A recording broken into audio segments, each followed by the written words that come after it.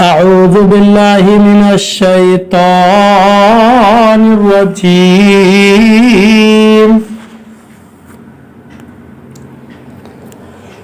بسم الله الرحمن الرحيم وقلنا يا آدم اسكن أنت وزوجك الجنة وكلا منها رغدا حيث شئتما ولا تقربا هذه الشجرة فتكونا من الظالمين فأزلهما الشيطان عنها فأخرجهما مما كانا فيه وقلنا اهبطوا بعضكم لبعض عدو وَلَكُمْ فِي الْأَرْضِ مُسْتَقَرٌّ وَمَتَاعٌ إِلَى حِينٍ۔ ترجمہ کنز الایمان۔ اللہ کے نام سے شروع جو نہایت مہربان رحم والا۔ اور ہم نے فرمایا اے آدم تو اور تیری بیوی اس جنت میں رہو اور کھاؤ اس میں سے بے روک ٹوک جہاں تمہارا جی چاہے، مگر اس پیڑ کے پاس نہ جانا کہ حد سے بڑھنے والوں میں ہو جاؤ گے۔ تو شیطان نے جنت سے انہیں لغزش دی اور جہاں رہتے تھے وہاں سے انہیں الگ کر دیا، اور ہم نے فرمایا نیچے اترو، آپس میں ایک تمہارا دوسرے کا دشمن اور تمہیں ایک وقت تک زمین میں ٹھہرنا اور برتنا ہے۔ ترجمہ کنز العرفان۔ اور ہم نے فرمایا اے آدم تم اور تمہاری بیوی جنت میں رہو اور بغیر روک ٹوک کے جہاں تمہارا جی چاہے کھاؤ، البتہ اس درخت کے قریب نہ جانا ورنہ حد سے بڑھنے والوں میں شامل ہو جاؤ گے۔ تو شیطان نے ان دونوں کو جنت سے لغزش دی، پس انہیں وہاں سے نکلوا دیا جہاں وہ رہتے تھے، اور ہم نے فرمایا تم نیچے اتر جاؤ، تم ایک دوسرے کے دشمن بنو گے، تمہارے لیے ایک خاص وقت تک زمین میں ٹھکانا اور زندگی گزارنے کا سامان ہے۔ یا آدم اسکن انت وزوجک الجنہ، اے آدم تم اور تمہاری بیوی جنت میں رہو۔ یہاں سے حضرت آدم علیہ السلام اور ابلیس کا واقعہ بیان کیا گیا ہے، اس کا خلاصہ درج ذیل ہے۔ حضرت آدم علیہ السلام کو سجدہ نہ کرنے کی وجہ سے شیطان مردود ہوا تھا، لہٰذا وہ حضرت آدم علیہ السلام کو نقصان پہنچانے کی طاق میں رہا۔ اللہ تعالیٰ نے حضرت آدم علیہ السلام اور حضرت حوا رضی اللہ تعالیٰ عنہا سے فرمایا کہ جنت میں رہو اور جہاں دل کرے بے روک ٹوک کھاؤ، البتہ اس درخت کے قریب نہ جانا۔ شیطان نے انہیں وسوسہ ڈالا اور کہنے لگا کہ تمہیں تمہارے رب عز و جل نے اس درخت سے اس لیے منع فرمایا ہے کہ کہیں تم فرشتے نہ بن جاؤ یا تم ہمیشہ زندہ رہنے والے نہ بن جاؤ۔ اور اس کے ساتھ شیطان نے قسم کھا کر کہا کہ میں تم دونوں کا خیر خواہ ہوں۔ اس پر انہیں خیال ہوا کہ اللہ پاک کی جھوٹی قسم کون کھا سکتا ہے۔ اس خیال سے حضرت حوا رضی اللہ تعالی عنہ نے اس میں سے کچھ کھایا، پھر حضرت آدم علیہ السلام کو دیا تو انہوں نے بھی کھا لیا، اور یہ خیال کیا کہ اللہ تعالی کی ممانعت تحریمی نہ تھی بلکہ تنزیہی تھی، یعنی حرام قرار دینے کے لیے نہ تھی بلکہ ایک ناپسندیدگی کا اظہار تھا۔ یہاں حضرت آدم علیہ السلام سے اجتہاد میں خطا ہوئی اور خطائے اجتہادی گناہ نہیں ہوتی، چنانچہ شیطان کے دھوکے کی وجہ سے انہوں نے اس ممنوعہ درخت کا پھل کھا لیا، اور پھل کھاتے ہی اس کے پردے کے مقام بے پردہ ہو گئے اور وہ اسے چھپانے کے لیے ان پر پتے ڈالنے لگے۔ اس وقت اللہ تعالیٰ نے فرمایا کہ کیا میں نے تمہیں اس درخت سے منع نہیں کیا تھا، اور میں نے تم سے یہ نہ فرمایا تھا کہ شیطان تمہارا کھلا دشمن ہے۔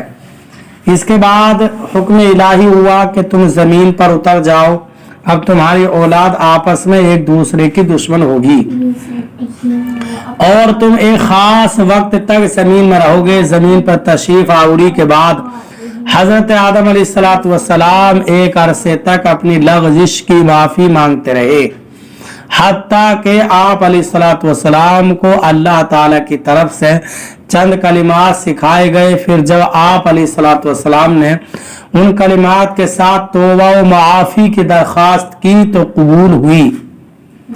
यहाँ एक अहम मसला याद रखना ज़रूरी है, क्योंकि आजकल बेबाकी का दौर है और जिसका जो जी चाहता है बोल देता है। यहाँ तक कि मजहबी मामलात में और अहम अकायद में भी ज़बान की बेएहतियातियाँ शुमार से बाहर है। इसमें सबसे ज्यादा बेबाकी जिस मसले में देखने आती है वो हजरत आदम अलैहिस्सलाम का जन्नती ममनुआ दरख्त से फल खाना है। आला हजरत इमाम अहमद रजा खान रहमतुल्लाह ताला अलैह फरमाते हैं, गैर तिलावत में अपनी तरफ से हजरत आदम अलैहिस्सलाम की तरफ नाफरमानियों गुनाह की निस्बत हराम है। आइम्माए दीन ने इसकी तस्रीह फरमाई, बल्कि एक जमात उलमाए इकराम ने इसे कुफ्र बताया है। लिहाजा अपने ईमान और कब्र व आखिरत पर तरस खाते हुए इन मामलात में खास तौर पर अपनी जबान पर काबू रखें। वला तकरबा और करीब ना जाना। आयत में असल मुमानात दरख्त का फल खाने की है, लेकिन इसके लिए फरमाया कि करीब ना जाना। इस तर्ज खिताब से उलमा ने ये मसला निकाला है कि असल फेल के इर्तिकाब से बचाने के लिए उसके करीब जाने से भी रोकना चाहिए। जैसे बच्चे के सीढ़ियों से गिरने का अंदेशा होता है तो उसे सिर्फ सीढ़ियों पर खड़े होने से मना नहीं करते, बल्कि सीढ़ियों के करीब भी जाने नहीं देते। इसी तरह बीसियों कामों में उलमा इकराम इसी अंदेशे से मना फरमाते हैं। कोई फेल बजाते खुद मना नहीं होता, लेकिन अगर लोग उसके करीब जाएंगे तो ममनू का इर्तिकाब कर बैठेंगे। जैसे औरतों को कब्रिस्तान जाने से मना करने में यही हिकमत है। इसी से पीर और मशाइख के फेल का इस्तेदलाल हो सकता है कि वो मुरीदों की तरबियत के लिए बाज़ औक़ात किसी जायज़ काम से भी रोक देते हैं, क्योंकि वो जायज़ काम किसी बुराई तक पहुंचने का जरिया बन सकता है। फतकूना मिनज़ ज़ालिमीन, और न तुम ज्यादती करने वालों में से हो जाओगे। जुल्म का माना है किसी शय को उसकी अपनी जगह के अलावा किसी और जगह रखना। यहाँ आयत में जुल्म खिलाफ औला के माने में है। याद रहे कि अंबिया इकराम अलैहिस्सलाम को जालिम कहना गुस्ताखी और तौहीन है, और अंबिया इकराम अलैहिस्सलाम को जो जालिम कहे वो काफिर है। अल्लाह ताला मालिक और मौला, वो अपने मकबूल बंदों के बारे में जो चाहे फरमाए, किसी दूसरे की क्या मजाल कि वो अंबिया इकराम अलैहिस्सलाम से मुताल्लिक कोई खिलाफ अदब कलमा जबान पर लाए और अल्लाह ताला के इस तरह के खिताबात को अपनी जुर्रत व बेबाकी की दलील बनाए। इस बात को यूं समझे कि बादशाह के माँ बाप बादशाह को डांटे, और ये देखकर शाही महल का जमादार भी बादशाह को उन्हीं अल्फाज में डांटने लगे तो उसे उस अहमक का क्या अंजाम होगा। हमें तो अंबिया इकराम अलैहिस्सलाम और महबूबान खुदा की ताज़ीम व तौक़ीर और अदब व इताअत का हुक्म दिया गया है, और हम पर यही लाजिम है। ये भी याद रहे कि अंबिया इकराम अलैहिस्सलाम मासूम होते हैं और उनसे कोई गुनाह सरजद नहीं होता। उनके मासूम होने पर 20 दलाइल है। यहाँ पर सिर्फ 3 दलाइल दर्ज झेल किए जाते हैं। 1, अंबिया इकराम अलैहिस्सलाम अल्लाह ताला के चुने हुए और मुखलिस बंदे हैं, जैसा कि अल्लाह ताला ने हजरत इब्राहीम, हजरत इसहाक और हजरत याकूब अलैहिस्सलाम के बारे में वाज़ेह तौर पर इरशाद फरमाया, इन्ना अखलसनाहुम बिखालिसतिन ज़िक्रद्दार। सूरह स्वाद आयत नंबर 46 तर्जमा, बेशक हमने उन्हें एक खरी बात से चुन लिया, वो उस आखिरत घर की याद है। और हजरत यूसुफ अलैहिस्सलाम के बारे में इरशाद फरमाया, इन्नहु मिन इबादिनल मुखलसीन, सूरह यूसुफ आयत नंबर 24, तर्जमा, बेशक वो हमारे चुने हुए बंदों में से हैं। और जो अल्लाह ताला के मुखलिस बंदे हैं, शैतान उन्हें गुमराह नहीं कर सकता, जैसा कि इसका ये एतराफ खुद कुरान मजीद में मौजूद है। क़ाल फ़बिइज़्ज़तिका लअग़वियन्नहुम अजमईन इल्ला इबादका मिनहुमुल मुखलसीन, सूरह स्वाद आयत नंबर 82 ता 83, तर्जमा, उसने कहा तेरी इज्जत की कसम, जरूर मैं उन सब को गुमराह करूंगा मगर जो उनमें तेरे चुने हुए बंदे हैं।